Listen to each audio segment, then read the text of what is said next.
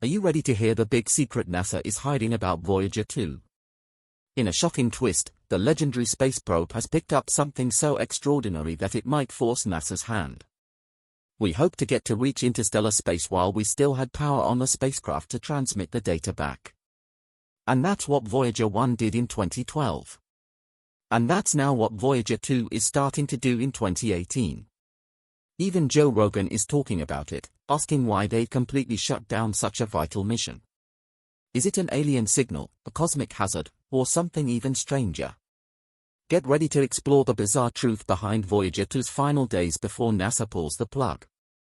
Early vision and launch circumstances. Voyager 2 is one of humanity's most remarkable space probes, representing an era when curiosity about distant worlds drove daring missions beyond the boundaries of conventional knowledge. Launched on August 20, 1977, this automated envoy predates its twin Voyager 1 by a few weeks.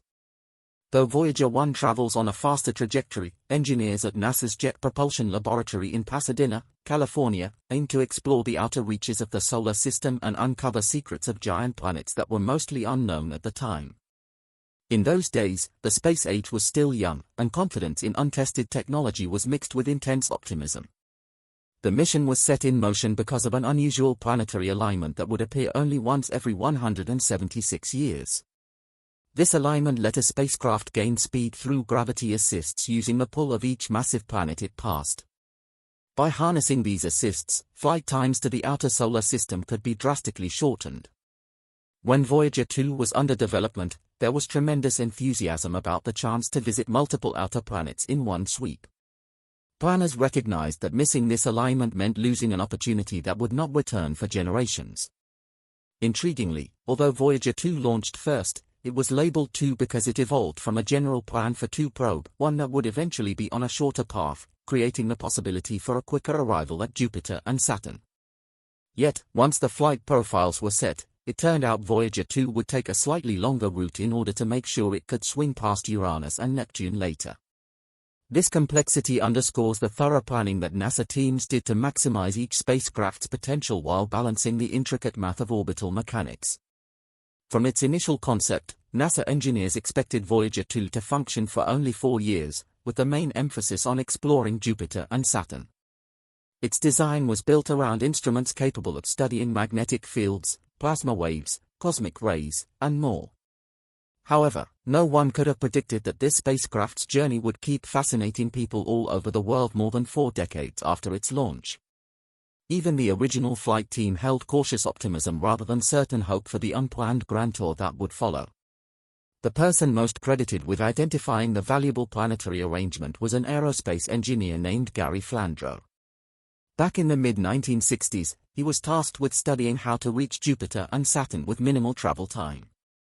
His manual calculations revealed that Jupiter, Saturn, Uranus, and Neptune would be conveniently placed along a unique arc, allowing a single probe to hop from one planet to the next using gravity assists.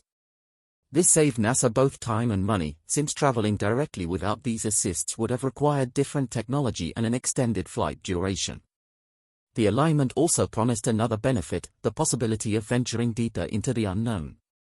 Despite the conceptual excitement, the mission had skeptics who wondered whether the spacecraft could survive journeys near the asteroid belt and the strong radiation belts of Jupiter. Previous spacecraft had made attempts, but the reliability of new equipment was still a question. NASA pressed on, making use of lessons from the Pioneer probes that had already demonstrated how to navigate the asteroid belt. The desire to gather new data about giant planets overrode lingering fears, leading to vigorous support for the launch.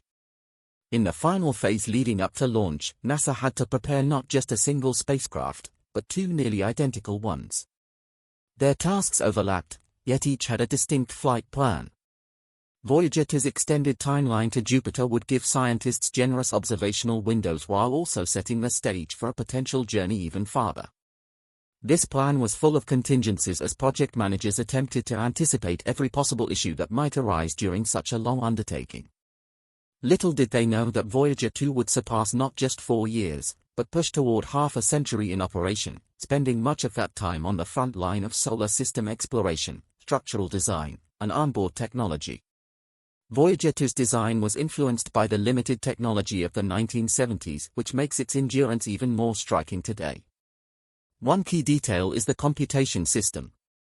It possesses about 69 KB of memory in total, which is minuscule compared to what modern smartphones or even basic digital devices carry. The onboard memory and processing capacity were considered advanced for the time, but by contemporary measures, it is meager. Yet, these systems were engineered with redundancy and reliability in mind, ensuring that the spacecraft could survive major temperature changes and radiation hazards. Those behind Voyager 2's design did not rely heavily on software for basic spacecraft operations. Instead, engineers created robust hardware logic that could handle routine tasks such as pointing the antenna toward Earth, activating devices, and recording data. This hardware approach was quite beneficial because it reduced the potential for software glitches. Physical reliability was validated by testing under extreme conditions. The spacecraft systems had to endure vibrations at launch, intense radiation near Jupiter, and the chilling extremes of deep space. One notable element is the data recorder, which uses an 8-track tape system that was common in consumer audio in past decades. This device serves to temporarily hold the measurements from Voyager 2's instruments before sending them to Earth.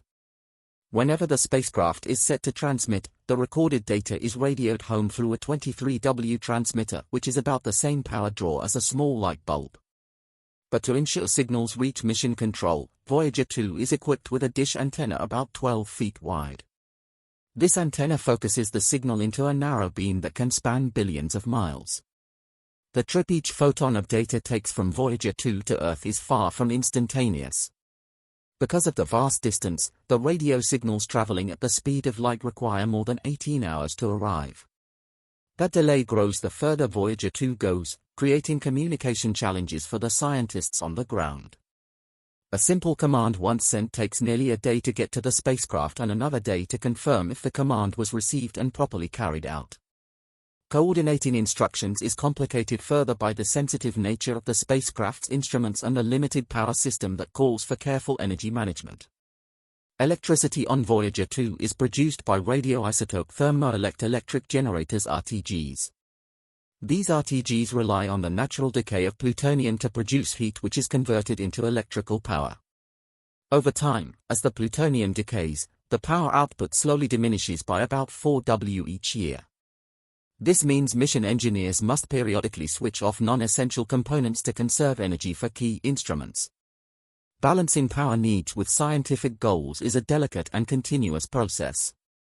The fact that it has gone on so long without a catastrophic failure is a testament to the quality and foresight of those who designed and managed the mission. Engineers also implemented fault protection routines that allow Voyager 2 to correct problems even if communication from Earth is interrupted. These routines help the spacecraft remain alive and oriented toward Earth so it can keep sending data back without full-time human intervention. Although somewhat simple by modern standards, these routines have become indispensable.